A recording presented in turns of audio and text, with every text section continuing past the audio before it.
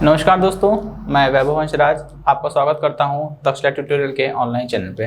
दोस्तों हम लोग 11वीं क्लास की बात कर रहे थे। उसमें हम लोग 2 चैप्टर क्रॉस कर चुके थे। तीसरे चैप्टर पे हमने पहला सेशन भी कंप्लीट कर लिया था और पहले सेशन में हमने ये जाना था कि राशियां 2 प्रकार की, सदिश अदिश, ठीक है। फिर उसके बाद सदिश में उसके प्रकार, सदिशों के गुण, और फिर आगे बढ़ते बढ़ते हम लोग पहुंचे थे 2 सदिशों को कैसे जोड़ें, इस पे हम लोग बात कर रहे थे। तो मैंने दोस्तों आपको बताया था कि 2 सदिशों को जोड़ने की 2 विधियां आपके कोर्स में हैं, आपके मतलब की 2 विधि है, ठीक है। एक होती है त्रिभुज विधि, जो आप लोग को मैं लास्ट सेशन पे पढ़ा चुका था, ठीक है। और एक होती है सदिशों को जोड़ने की समांतर चतुर्भुज विधि, ठीक है। तो समांतर चतुर्भुज विधि पे आज हम लोग बात करेंगे, ठीक। आज का हम लोग का सेशन मेन ये है।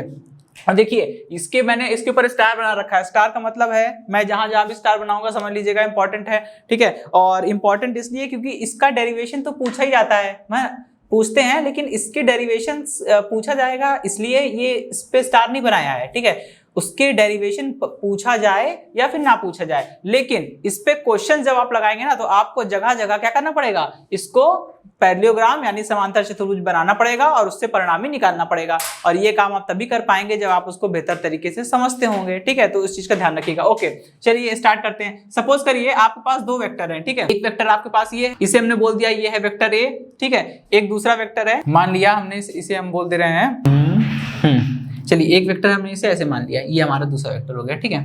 ये वेक्टर ए और ये वेक्टर बी, ठीक। अब देखिए समांतर चतुर्भुज विधि जो हम लोग लगाने वाले हैं, ठीक है, उसमें ये है कि आप त्रिभुज, अगर आपको 2 सदिशों को त्रिभुज विधि से जोड़ना होता है तो आप क्या करते हैं, आप उसको ऐसा अरेंज करते हैं कि पहले वेक्टर का जो हेड होता है, पहले वेक्टर का हेड दूसरे वेक्टर के टेल से जाके जुड़ जाए। अगर आप इस पे त्रिभुज विधि लगाना चाहते हैं तो आप क्या करेंगे, इसको उठा के शिफ्ट कर देंगे, इसको उठा के यहाँ पे शिफ्ट कर देंगे, ये वेक्टर ए, ये वेक्टर बी, और जो रिजल्टेंट आएगा वो विपरीत क्रम में ली गई तीसरी भुजा होगी। दैट्स ऑल, ठीक है। लेकिन यहाँ पे थोड़ा सा प्रोसीजर इसका उल्टा है, ठीक है। यहाँ पे हमको ऐसा अरेंज नहीं करना है कि पहले का हेड दूसरे के टेल से मिले, बल्कि उल्टा काम करना है, ठीक है। इनको ऐसे अरेंज करना है कि दोनों के टेल आपस में मिल जाएं। इसको उठा के यहाँ रख दीजिए, ठीक। इसको उठा के अगर हम यहाँ सपोज करिए इसको हमने उठाया से यहाँ पे शिफ्ट कर दिया, ठीक है, तब दोनों की टेल आपस में मिल जाएगी। ये टेल जाकर इस पे मिल गई, ठीक है। तो हमें इसमें ऐसा करना है, जबकि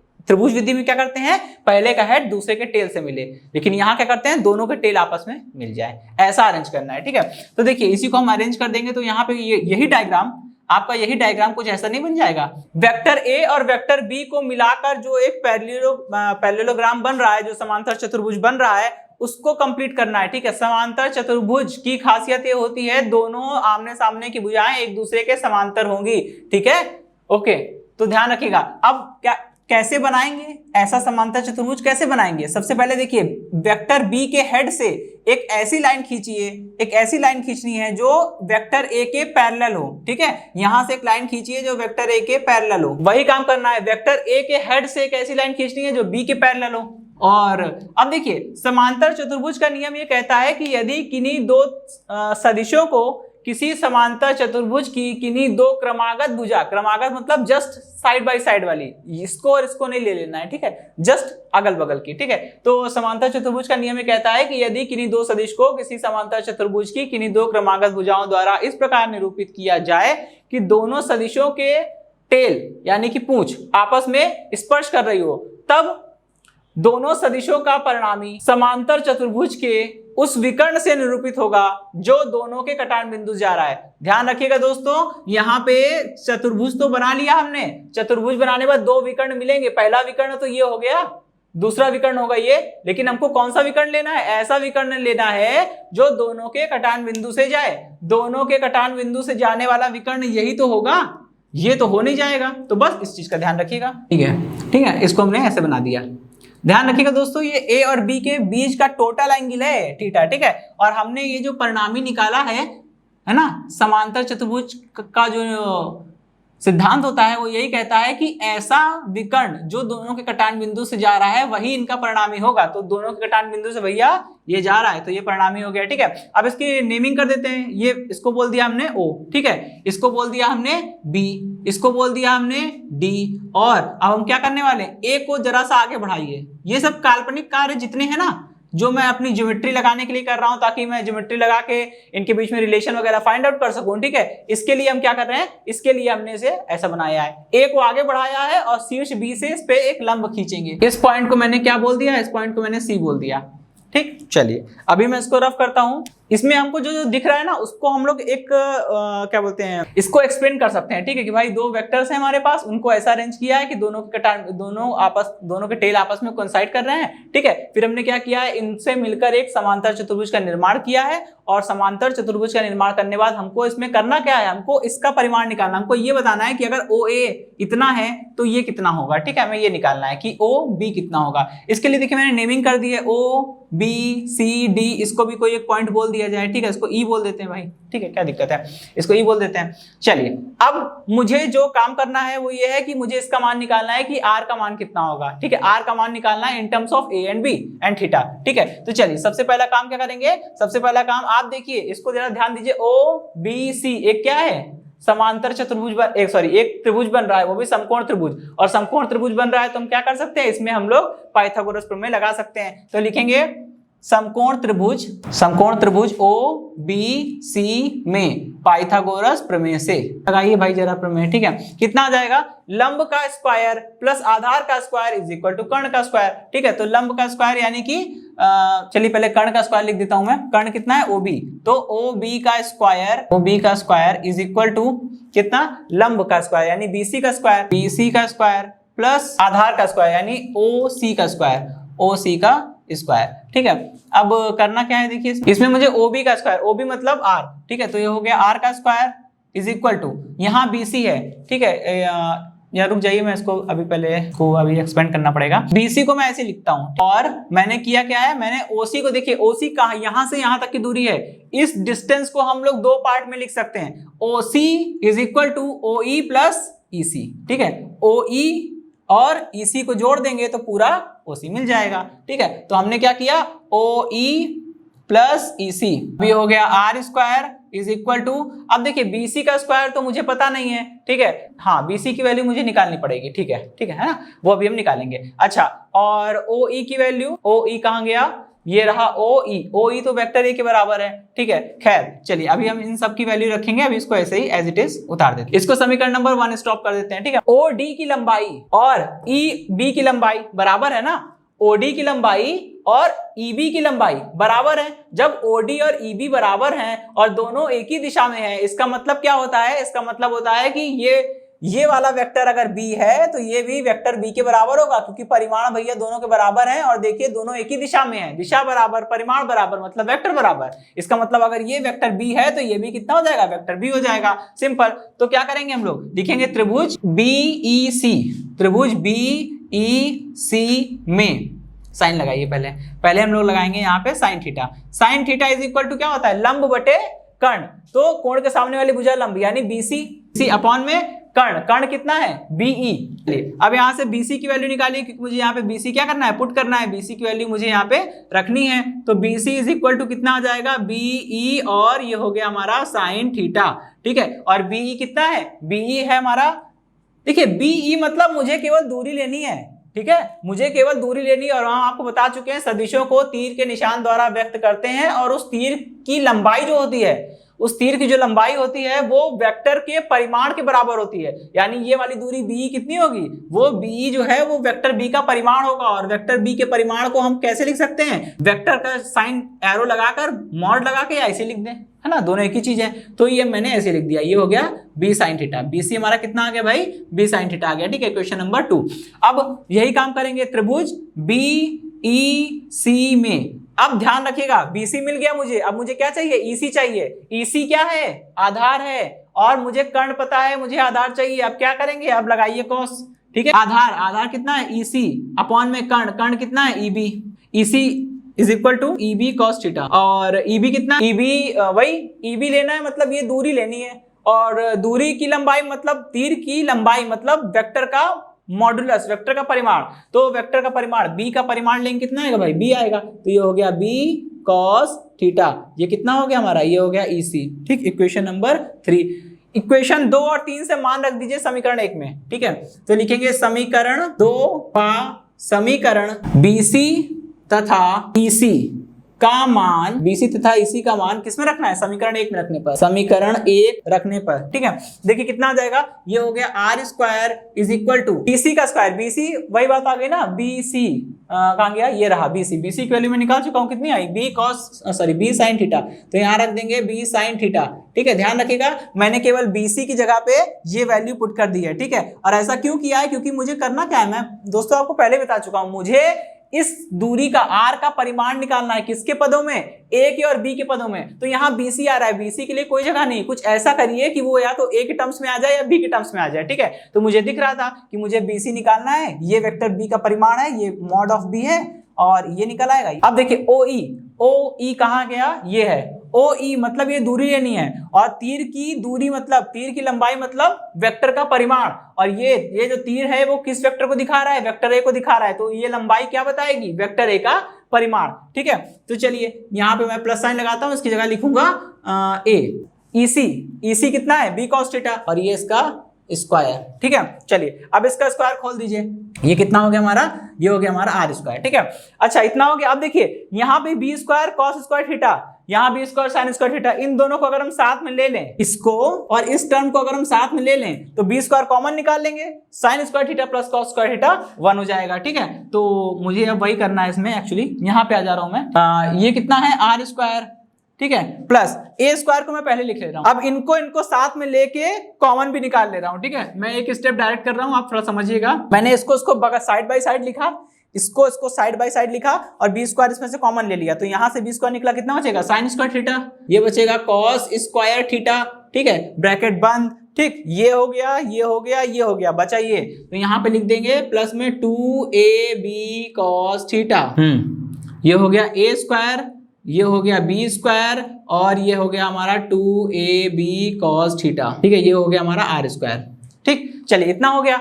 अब जो मुझे रिजल्ट निकालना था वो आ चुका है, ठीक है, कि दोनों का परिणामी कितना होता है, दोनों का परिणामी का फॉर्मूला ये हो गया। मतलब अगर आपको ऐसे इस पे क्वेश्चन अगर आएंगे तो बहुत ही सरल टाइप के होते हैं, ठीक है। आपको दे देगा, कहेगा पहला वेक्टर है, उसका मान लीजिए वेक्टर A है, उसका परिमाण है 7, दूसरे का परिमाण है 4, तो A का मान हो गया 7, B का मान हो गया 4, दोनों के बीच का एंगल दे देगा, वो यहाँ रख दीजिएगा, गुणा भाग कर लीजिएगा, जो आएगा वो आपका आंसर हो जाएगा, ठीक है, सिंपल। ये परिमाण निकालने वाले क्वेश्चन होते हैं, ठीक। अब पूछता है, अब वो कहेगा आपसे कि ये बताइए कि परिणामी की दिशा क्या होगी, ठीक है। तो यहां जरा ध्यान रखिएगा, हमने मान लिया कि ये जो परिणामी है, परिणामी क्या है, OB, ये वाली जो लाइन है, ये वाला जो वेक्टर है OB, ये क्या है, ये परिणामी है। तो हमने मान लिया कि परिणामी जो है OB वो क्या है, वो वेक्टर A के साथ अल्फा एंगल बना रहा है। देखिए थीटा नहीं मान सकता मैं, क्योंकि थीटा में कंफ्यूजन हो जाएगा, भैया थीटा तो दोनों सदिशों के बीच का, दोनों वेक्टर्स के बीच का एंगल है, अगर थीटा मान लूंगा तो कंफ्यूजन हो जाएगा, इसलिए हम लोग ऐसा बिल्कुल भी नहीं करेंगे। हमने मान लिया कि जो इनका परिणामी है A और B का जो परिणामी है OB,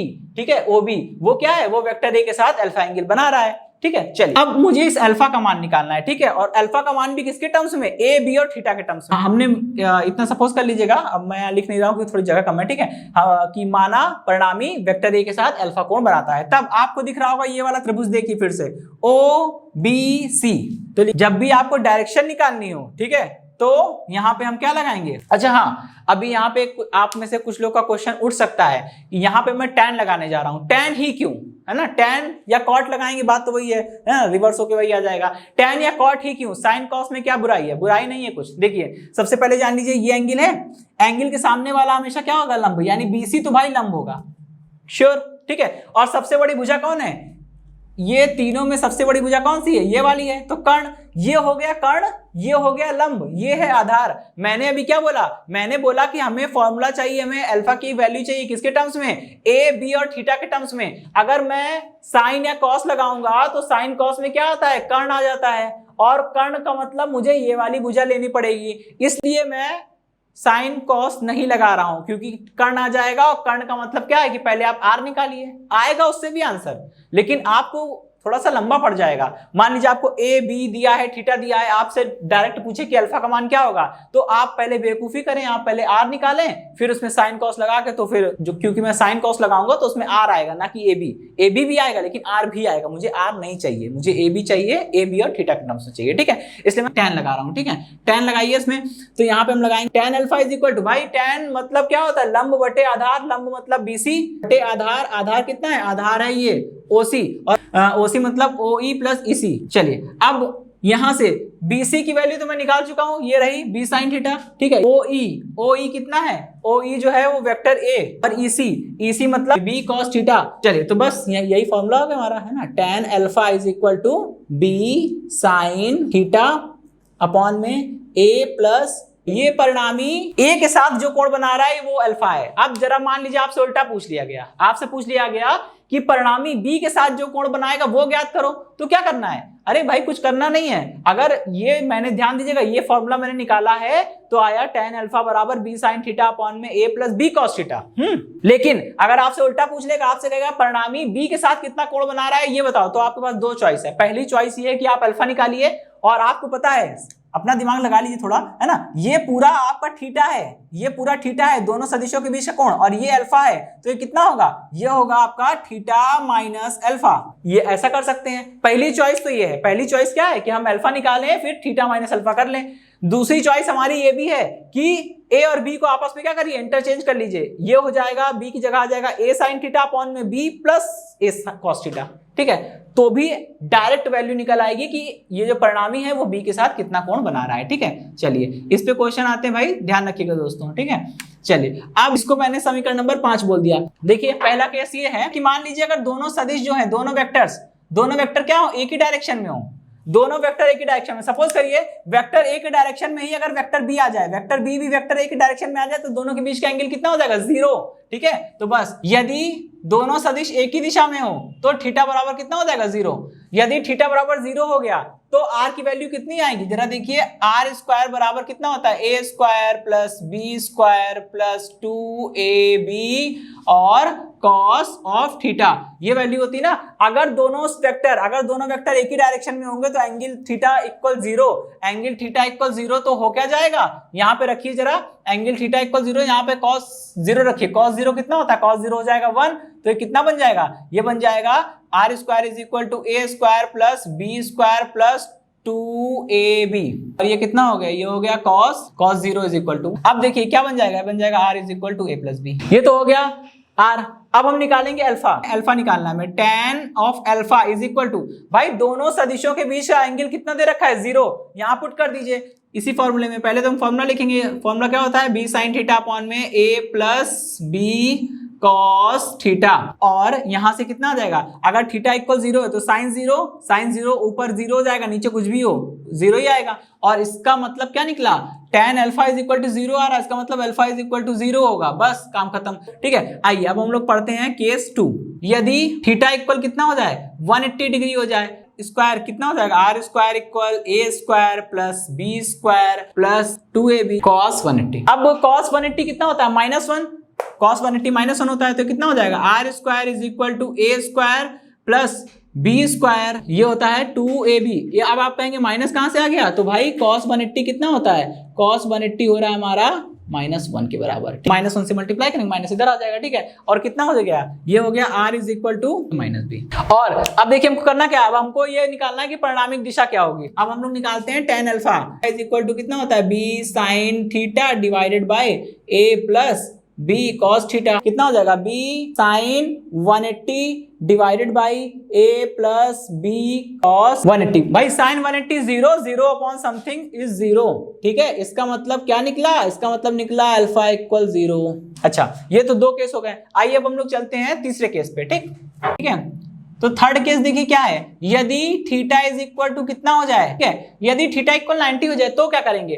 तो अब फिर से परिमाण निकालिए, ठीक है। यदि थीटा इक्वल 90 हो जाएगा तो R square is equal to हो जाएगा A square plus B square plus 2ab, और ये हो गया हमारा cos 90 डिग्री, ठीक है। cos 90 कितना होता है? cos 90 होता है 0, ठीक है। 90 गोज टू 0, है ना। यहाँ पुट करेंगे, ये 0 इंटू समथिंग पूरा ये गायब हो जाएगा, ये पूरा इतना हिस्सा गायब हो जाएगा, ठीक है। बचे कितना? और आप अंडर रूट ले लेंगे दोनों तरफ, कितना आ जाएगा? ठीक, ओके, इतना बात समझ आ गई, ठीक है, कि ये कैसे आ गया, ठीक। अब हम लोग निकालेंगे अल्फा, ठीक है। tan alpha is equal to कितना होता है? b sin theta divided by a plus b cos theta. रख दीजिए यहाँ पे b sin 90 divided by A plus B cos 90। ठीक है, चलिए साइन 90 कितना होता है 1 होता है ना, साइन 90 1 होता है, कॉस 90 होता है 0। तो क्या आ जाएगा, ये आ जाएगा tan alpha is equal to, ये हो जाएगा b इंटू ये 1 b इंटू 1 मतलब b बचेगा ना, और अब इधर बचेगा a और ये समाप्त हो जाएगा। तो कितना आ जाएगा, ये आ जाएगा b अपॉन a। चौथा केस जो है उसको पढ़ते हैं हम लोग, स्पेशल केस, केस 4। यदि वेक्टर ये लिखा है, आप समझ ही रहे होंगे, मैंने साइड 2 लाइन खींच दी है। इस लाइन को क्या बोलते हैं, इस लाइन को हम लोग पढ़ते हैं मॉड या मॉडुलस। तो हम बोलेंगे यदि modulus of a is equal to modulus of b, यदि a का मॉडुलस और b का मॉडुलस बराबर हो जाए तो क्या होगा। ठीक है, आइए देखते हैं क्या होगा। ठीक, तो अब इस पे हम केस लगाइए अपना, R square is equal to A square plus B square plus 2 times A B of cos theta. ठीक है, इतनी बात समझ आ गई। चलिए अब a और b का मॉडुलस बराबर है, इसका मतलब a is equal to b, तो मैं a की जगह पे b लिख सकता हूं, कोई दिक्कत नहीं है। ठीक है, तो इसमें जो है कुछ केस स्पेशल निकल के नहीं आएगा, बस ज्यादा से ज्यादा आप क्या कर सकते हैं भाई, a की जगह हमने a लिखा है, b की जगह भी a लिख दिया है। ऐसा क्यों कर दिया, क्योंकि b और a बराबर है, ये खुद कह रहा है। ठीक है, चलिए और यहाँ देखिए 2 a की जगह a, b की जगह b है, तो a इंटू a मतलब a स्क्वायर बन जाएगा ये। ठीक है, और ये हो गया आपका cos थीटा। इससे ज्यादा कुछ सॉल्व नहीं हो पा रहा है, और इसको आप जोड़ दीजिए, ये 2a square plus 2a square cos of theta. ठीक है, यहाँ मैं लिख दे रहा हूँ चलिए, क्योंकि a is equal to b, क्योंकि a इक्वल b है यहाँ पे केस में। ठीक है, चलिए अब यहाँ से कितना आ जाएगा, R square is equal to भाई 2a स्क्वायर कॉमन ले लीजिए, इससे ज्यादा तो कुछ होने से रहा। ठीक है, और जब आपको वैल्यू मिलेगी आगे तभी आप, इतना हो गया भाई, केस 4 में इतना हो गया हमारा। ठीक है, चलिए अब हम लोग क्या करेंगे, केस 4, अब हम लोग अल्फा निकालेंगे। हम लोग क्या निकालेंगे, अल्फा। ठीक है, तो चलिए यहाँ पे अल्फा निकालिए, कितना हो गया tan alpha is equal to कितना आ जाएगा, tan alpha is equal to b sine theta upon में a plus b cos theta. यदि a बराबर b है तो वही काम हम कर सकते हैं ना, b की जगह भी हम क्या लिख देंगे, a लिख देंगे, तो ये हो जाएगा a साइन थीटा अपॉन में a प्लस b की जगह a लिख दिया, a कॉस थीटा। ठीक है, a कॉमन ले लीजिए पूरा, क्या करिए a कॉमन ले लीजिए, साइन थीटा अपॉन में 1 प्लस कॉस थीटा। ठीक है, और चलिए इसको थोड़ा सा सॉल्व करते हैं, और सॉल्व किया जाए, इससे ज्यादा सॉल्व हो सकता है ना, बिल्कुल। ठीक है, कितना आ जाएगा, tan alpha is equal to, ये हो गया साइन, देखिए एक फॉर्मूला होता है, फॉर्मूला क्या होता है कि sine 2 theta is equal to 2 sine theta into cos theta, मतलब ये एंगल हाफ करने का फॉर्मूला होता है। जब 2 थीटा है तो एंगल हाफ हो रहा है, थीटा और थीटा आ रहा है, यहाँ पे थीटा ही है तो क्या हो जाएगा, एंगल थीटा का भी आधा हो जाएगा, यानी थीटा बाई 2, ये साइन थीटा बाई 2, ये कॉस थीटा बाई 2। इसी फॉर्मूले से मैंने कॉपी करके लिखा है, बस यहाँ पे 2 थीटा था तो आधा हो गया थीटा, यहाँ पे थीटा ही है तो थीटा बाई 2 हो गया। ठीक है, चलिए अब यहाँ पे 1 की जगह 1 रहने देंगे, और कॉस के भी फॉर्मूले होते हैं, एक फॉर्मूला होता है cos 2 theta is equal to 2 cos square theta minus 1।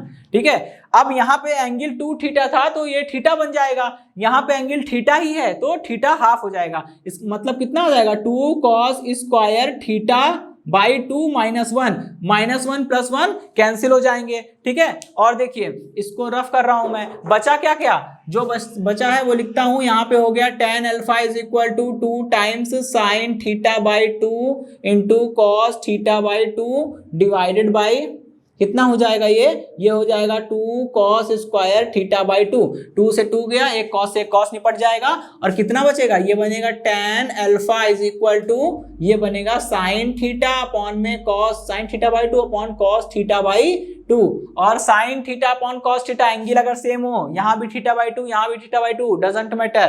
ठीक है, अगर दोनों एंगल सेम हो तो ये बन जाएगा थीटा, तो ये बन गया tan alpha is equal to, ये tan बन जाएगा साइन अपॉन cos मिला के ना, ये हो गया tan थीटा बाई 2, और यहाँ से अल्फा इज इक्वल टू कितना आ गया, थीटा बाई 2। मतलब कुछ समझ में आया, मतलब ये है a बराबर b हो, अगर दोनों वेक्टर के जिनको आप जोड़ने जा रहे हो, अगर दोनों वेक्टर के मॉडुलस बराबर हैं तो परिणामी जो होता है वो वेक्टर a के साथ कितना कोण बनाता है, थीटा बाई 2 कोण बनाता है। ठीक है, अब ये टॉपिक तो यहाँ क्लोज होता है। ठीक है, बिल्कुल। अब इसके बाद हम लोग बढ़ते हैं हम लोग अगले टॉपिक की ओर। ठीक है, बात करेंगे सदिशों के घटाने की। ये जान लीजिए कि घटाने की जो विधि है उसमें कुछ स्पेशल काम नहीं करना है, बस थोड़ा सा अपना दिमाग लगाइएगा, और इस विधि से आपने जोड़ा था ना उसी विधि से आप घटा भी सकते हैं। सपोज करिए आपसे कहा जा रहा है आपको क्या करना है, आपको a माइनस बी निकालना है। आपको a माइनस बी निकालना है। तो क्या आप a माइनस बी को ऐसे लिख सकते हैं, vector a plus minus vector B, क्योंकि आप जानते हैं जैसे ब्रैकेट ओपन होगा प्लस माइनस मिलके माइनस हो जाएगा, ये चीज लौट आएगी, मतलब इसको हम ऐसे लिख सकते हैं। और ये जो लिखा है ये क्या बता रहा है, ये कह रहा है कि a में से b को घटाने का मतलब है a में माइनस b को जोड़ देना, और जोड़ने की विधि तो हमने बखूबी पढ़ी हुई है, बस वही करना है। सपोज करिए ये वेक्टर a है और एक और वेक्टर ले लेते हैं, ये हमारा वेक्टर b है। सबसे पहला काम है कि वेक्टर b, अब मुझे फाइंड क्या करना है, मुझे फाइंड करना है a माइनस बी, मुझे निकालना है कि a माइनस बी की डायरेक्शन क्या होगी। ठीक है, पहले आप इसको ऐसे समझ लीजिए, फिर हम आपको एक शॉर्टकट मेथड बताएंगे। ठीक है, आपकी जो इच्छा हो आप वो अप्लाई करिएगा, शॉर्टकट भी बताऊंगा। सबसे पहला काम क्या है, मुझे इसको फाइंड करना है। इसको फाइंड करने का मतलब मुझे a प्लस माइनस बी निकालना है। ठीक है, तो सबसे पहले माइनस बी तो लाइए, माइनस बी ले आइए, a के साथ जोड़ देंगे, आपका काम हो जाएगा। सबसे पहले देखिए, अब आप मेरी एक बात समझिएगा, ये मैं पहले भी बता चुका हूं। ठीक है, कि अगर जैसे मान लीजिए ये कोई वेक्टर a है, चलिए b मान लीजिए ना, b बन गया, b मान लीजिए। अगर ये वेक्टर b है और आपको ये जानना है कि माइनस b, वेक्टर b तो इतना है, अगर आपको ये जानना है कि माइनस वेक्टर b कैसा दिखेगा, तो करना कुछ नहीं है, इसी के समांतर एक लाइन खींचिए और यूं कह लीजिए कि इसको हमने क्या किया, इसको ऐसे 180 से रोटेट कर दिया, इसका एरो इधर से घूम के इधर आ गया। ठीक है, तो ये क्या हो जाएगा, ये हमारा हो जाएगा माइनस बी। वही काम करना है हमें, सबसे पहले ये है बी, इसका हम माइनस बी निकालेंगे। ठीक है, तो ये किसमें कन्वर्ट हो जाएगा, ये कन्वर्ट हो जाएगा इसमें, कुछ ऐसा बन जाएगा ये। ठीक है, ये हो गया वेक्टर ए, ये हो गया हमारा माइनस, ये हो गया माइनस बी। और देखिए इसको पहले मैं पलट रहा हूं, ये ऐसे दिखेगा। ठीक है, इसको जस्ट रिवर्स कर दिया, मैंने कहा ना किसी भी वेक्टर को आप रिवर्स कर दीजिए तो वो माइनस, उसके आगे एक माइनस साइन आता है, कितने 180 से रिवर्स कर दीजिए, माइनस साइन आगे आ जाएगा, तो ये कितना हो जाएगा, ये हो जाएगा हमारा minus B, minus vector B. ठीक है, अब देखिए दोनों की टेल को आपस में अब इसमें जोड़ना है, इन दोनों को जोड़ना है। जोड़ने में आप कोई भी विधि लगा सकते हैं, आप समांतर चतुर्भुज की विधि लगा सकते हैं, आप त्रिभुज की विधि लगा सकते हैं। आइए मैं त्रिभुज विधि ही लगा लेता हूं। ठीक है, क्योंकि यहाँ पे आपको शायद वो थोड़ा सा इजी मिले, इजी लगे आपको। ठीक है, त्रिभुज विधि लगानी है तो त्रिभुज विधि के लिए क्या करना होता है, ऐसा अरेंज करिए कि एक का हेड, किसी भी एक का हेड दूसरे के टेल से जाके मिल जाए, इसको उठा के यहाँ रख दीजिए, इसको उठा के यहाँ शिफ्ट कर दीजिए, कितना हो जाएगा, ये हो गया हमारा वेक्टर ए, ये हो गया हमारा वेक्टर ए। ठीक है, इसको यहाँ शिफ्ट कर दीजिए, वेक्टर बी, और वेक्टर बी नहीं माइनस वेक्टर बी। ठीक है, चलिए तो हमारा वेक्टर ए हो गया, वेक्टर बी हो गया। अब हमें करना क्या है, हमें इनका रिजल्टेंट निकालना है, a प्लस बी करना है। तो आपको पता है यहाँ हो क्या रहा है, यहाँ पे दो वेक्टर्स है, हमारे पास दो वेक्टर हैं, और अब a और b का परिणामी निकालना है। तो इसके लिए हम क्या करेंगे, इसके लिए हमें करना क्या है, सीक्वेंस देखिए, a की डायरेक्शन, b की डायरेक्शन रिवर्स आना चाहिए, मतलब इस दिशा में आना चाहिए, लेकिन हमें रिवर्स सीक्वेंस फॉलो करना है, हमें इसके विपरीत क्रम में भुजा लेनी है। ये हो गया हमारा vector r is equal to vector a minus vector b, simple है ना। चलिए इतनी बात समझ में आ गई, तो बस ऐसे इसको जोड़ना है। देखिए अब इसकी बात करी थी मैंने कि इसका एक शॉर्टकट मेथड। ठीक है, तो शॉर्टकट मेथड लेंगे, तो चलिए अब हम लोग शॉर्टकट मेथड लिया जाए। इसमें देखिए हमको करना क्या होता है, आप ये जान लीजिए कि जैसे मान लीजिए वेक्टर ए है, ये वेक्टर बी है। ठीक है, अब इसको अगर हम यहाँ पे अगर हम डायरेक्ट लगाना चाहें त्रिभुज विधि, तो हमें क्या करना होगा, इतना समझ में आ गया, इसको मैं रफ कर रहा हूँ, a माइनस बी। ठीक है, और इसे r दिखाना है कि इनका जो परिणामी आ रहा है वो r है। ठीक है, तो इसके लिए मुझे क्या करना पड़ेगा, देखिए इसी यहाँ से जरा थोड़ा सा अपना दिमाग यूज करिए, और देखिए इसको क्या मैं ऐसे लिख सकता हूँ, a is equal to B plus R, यानी हम इसको ऐसा अरेंज करें, हम इसको त्रिभुज ही बनाए, ऐसा अरेंज करें कि भाई इन दोनों का जो मतलब b प्लस आर का जो परिणामी है वो a आ जाए, क्योंकि अगर b प्लस आर का परिणामी a आ गया मतलब a माइनस बी सॉल्व हो गया। ठीक है, तो अब देखिए पहले इसको अरेंज करना है और त्रिभुज विधि लगानी है। तो त्रिभुज विधि लगाने का मतलब क्या है, त्रिभुज विधि लगाने का मतलब है कि एक का हेड दूसरे के टेल से कोइंसाइड करे। ठीक है, चलिए सपोज करिए हमने इसको यहाँ जोड़ दिया, इसको उठा के यहाँ रख दिया, तब भी तो ऑप्शन वैलिड है, एक का हेड बी का हेड ए के टेल के साथ जा मिला। बस यही तो करना है हमें। जैसे मान लीजिए आपको a माइनस बी निकालना है, तो शॉर्टकट एक ये है, जैसे मान लीजिए ये हमारा वेक्टर a हो गया। ठीक है, और एक हमारा एक और वेक्टर है। ठीक है, वो अच्छा ये जो मैं शॉर्टकट आपको बता रहा हूँ ये चतुर्भुज विधि पे काम करेगा। ठीक है, और जो अभी हमने पूरा स्टेप बाय स्टेप सिखाया वो त्रिभुज विधि पे है। ठीक है, शॉर्टकट ये है, ऐसे समझ लीजिए, मान लीजिए आपका दो वेक्टर है। ठीक है, वेक्टर बी, ठीक है, वेक्टर ए वेक्टर बी। अब आपसे कोई कह रहा है कि इनका परिणामी किस दिशा में होगा, इनका a माइनस बी निकालना है आपको। आप ये बताइए कि a माइनस बी, और मैंने बताया था ना वेक्टर a में से वेक्टर b को घटा रहे हैं तो जो आएगा वो भी क्या होगा, एक दूसरा वेक्टर होगा। ठीक है, ए में से बी घटा रहे हैं तो जो आएगा वो भी एक वेक्टर होगा। तो चलिए अब शॉर्टकट ये कहता है कि देखिए जिसकी तरफ पॉइंट हो, ठीक है, जो जिसके साथ माइनस लिखा हो पीछे रहेगा, ठीक है, ऐसा इसको ऐसा पॉइंट करिए, जो आर की डायरेक्शन है वो ऐसी बनाइए उस वेक्टर की तरफ हो जो प्लस में लिखा है। यहाँ प्लस में कौन लिखा है, ए लिखा है, तो उसकी दिशा इधर की ओर होगी। और ये वेक्टर कितना आ जाएगा, ये vector R is equal to कितना आ जाएगा, ए माइनस बी। अब आपकी इच्छा हो रही होगी कैसे आया ये, तो आइए देख लेते हैं। जरा त्रिभुज को देखिएगा, ठीक है, त्रिभुज क्या कह रहा है, ये त्रिभुज, यहाँ त्रिभुज बन रहा है ना, देखिए त्रिभुज बन गया। अब आपको दिख रहा है त्रिभुज विधि, लगा लीजिए इस पे। त्रिभुज विधि ये कहती है कि सीक्वेंस में चलिए, ये vector B vector R sequence में है, और लेकिन वेक्टर ए अपोजिट है, और जो अपोजिट होता है वही परिणामी होता है। इसका मतलब ये क्या है, इसका मतलब ये निकल के आया कि यहाँ जो वेक्टर ए है वो क्या है, बी और आर का परिणामी है। वेक्टर ए जो है वो बी प्लस आर का परिणामी है, तो यहां से निकाल लीजिए vector R is equal to कितना होगा, ए माइनस बी। तो ये शॉर्टकट है। शॉर्टकट ये कहता है कि अगर दो वेक्टर ऐसे अरेंज है, आप उनको चतुर्भुज विधि से सॉल्व करिए, और जो वेक्टर पॉजिटिव में हो उसकी तरफ एरो होगा, रिजल्टेंट का एरो उसकी तरफ होगा जो पॉजिटिव है। बी निगेटिव है इसलिए बी की तरफ एरो नहीं है, ध्यान रखिएगा। ये शॉर्टकट था कि आपने फटाक से इसको खींच दिया, ठीक है। अब हम लोग आगे बढ़ते हैं, सदिशों का वियोजन, ठीक है, इसको हम लोग बोलते हैं रिजोल्यूशन ऑफ वेक्टर। ठीक है, वेक्टर 2D होते हैं, वेक्टर 3D भी हो सकते हैं, ठीक है। 3D मतलब 3D मतलब 3 डायमेंशन, ठीक है। 3 डायमेंशनल वेक्टर में क्या होगा, 3 डायमेंशनल वेक्टर मतलब वो एक्स एक्सिस के लॉन्ग भी होगा, वाई एक्सिस के लॉन्ग भी होगा, जेड एक्सिस के लॉन्ग भी होगा, तीनों एक्सिस के लॉन्ग होगा। लेकिन 2 डायमेंशनल वेक्टर का मतलब है कि वो या तो एक्स वाई में होगा, या वाई जेड में होगा, या जेड एक्स में होगा। केवल 2 एक्सिस में ही वो कन्फाइंड होगा, वहां पे तीसरी एक्सिस नहीं मिलेगी, ठीक है। तो यहाँ पे हम लोग इसको एक्चुअली हम लोग 2 पार्ट में पढ़ेंगे। पहला पार्ट हमारा है द्विविमीय सदिश का वियोजन, 2 डायमेंशनल वेक्टर। हमको करना क्या है, हमने यहाँ पे एक वेक्टर बना लिया, क्या, एक्स एक्सिस, ठीक है, ये हमारी वाई एक्सिस हो गई, परपेंडिकुलर ड्रॉ कर दिया है, ठीक है। इस पे हमने एक परपेंडिकुलर ड्रॉ कर दिया है, ये एक परपेंडिकुलर हमने यहाँ ड्रॉ कर दिया है, और ये हमारी एक्स एक्सिस है, ठीक है, ये हमारी वाई एक्सिस है। और आपको पता है जब हम एकांक सदिश पढ़ा रहे थे, एक्स एक्सिस की डायरेक्शन में एकांक सदिश यूनिट वेक्टर क्या होता है, आई कैप। वाई एक्सिस की डायरेक्शन में यूनिट कैप क्या होता है, यूनिट वेक्टर क्या होता है, जे कैप। और यहाँ पे जेड एक्सिस है ही नहीं, तो के कैप के बारे में कोई भी चिंता फिक्र करने की जरूरत नहीं है, ठीक है। ओके, अब मुझे करना क्या, हमने मान लिया कि हमें कंपोनेंट लेना है। हमने मान लिया कि वेक्टर ए जो है वो एक्स एक्सिस के साथ कुछ ना कुछ एंगल बना ही रहा है, हमने मान लिया भाई थीटा बना रहा है, ठीक है। और हमने ये भी मान लिया है कि इसका जो कंपोनेंट आएगा एक्स एक्सिस के अलॉन्ग वो कितना आएगा, ए एक्स।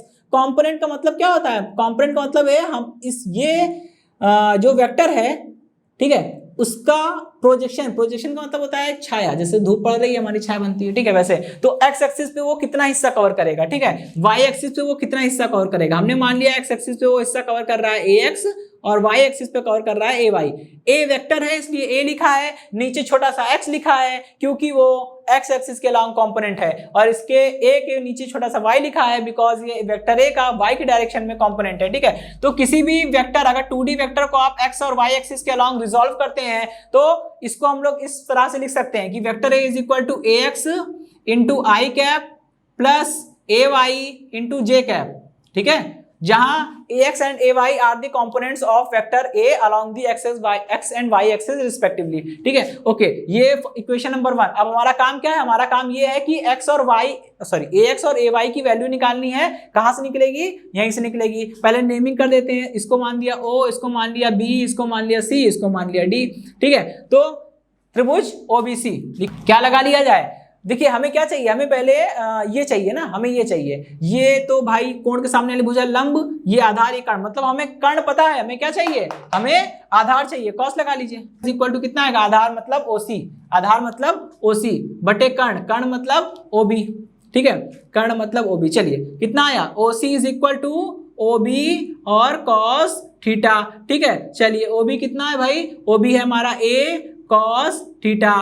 ये OC की वैल्यू आई, OC कितना है, OC का एक्सटेंट कितना है, AX is equal to A cos theta, equation number 2, ठीक है। अब यही काम हमको यहाँ भी करना है, यही एंगल, यही ट्रायंगल ले लेते हैं OBC में। और अब देखिए मुझे करना क्या है, अब मुझे ये निकालना है, मुझे OD निकालना है। तो भाई OD की जो दूरी होगी, जो लेंथ OD की होगी वही लेंथ तो BC की होगी, बिल्कुल। यानी अगर हमने BC निकाल लिया तो समझ लीजिए हमने OD निकाल लिया। हमें दूरी तो चाहिए, तो BC कैसे निकलेगा, ये लंब है तो लंब निकालना है, हमें कर्ण पता है, साइन लगा लीजिए। अब की sine theta is equal to कितना होता है, लंब यानी कि BC बटे कर्ण यानी कि OB, ठीक है, यहां से BC निकालिए, BC इज इक्वल टू कितना हो जाएगा, OB साइन थीटा, ठीक है, और यहां से OB कितना है, OB है A साइन थीटा, ठीक है, और BC मतलब OD मतलब AY, इक्वेशन नंबर 3 है ना। अब करना कुछ नहीं है, इक्वेशन नंबर 2 और 3 से वैल्यू कहाँ रख दीजिए, इक्वेशन नंबर 1 में, ठीक, रखिए जरा, कितना हो जाएगा, ये हो जाएगा vector A is equal to, ये हो जाएगा AX की वैल्यू कितनी आई भाई, A cos थीटा, ठीक है, और इनटू में आई कैप है वो हम ऐसे ही रहने देंगे, ठीक है, और ब्रैकेट लगाने की भी आवश्यकता अब नहीं रही, थोड़ा सा म्यूचुअल हो जाएंगे इसके साथ, ठीक है, ओके, प्लस और AY की वैल्यू यहाँ रखिए, AY की जगह कितना है यहाँ, A साइन थीटा, तो ये हो गया A sign theta into J cap, equation number 4, ठीक है दोस्तों। तो आज के सेशन में हम लोग रखते हैं इतना ही, मिलते हैं हम लोग नेक्स्ट सेशन में, धन्यवाद।